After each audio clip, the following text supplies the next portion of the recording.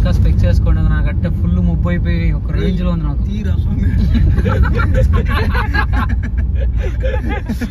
ఇప్పుడు చూసావా స్వీట్స్ అన్నాడు, నేను నార్మల్ అనుకున్నాను.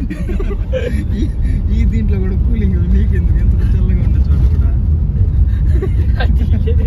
ఫీల్ బాగుందిరా. అలాగే ఇప్పుడు కాదు, ఇప్పుడు మనం ఎంటర్ అయ్యాం చూడు, అక్కడే చెప్పాడు నాకు అక్కడ సగం లైటింగ్ వస్తాను, నాకు సలగా నల్లగానే సగం చేసిన. సరే తిన్న చోట అంతా నార్మల్ గానే కనిపించినాడు.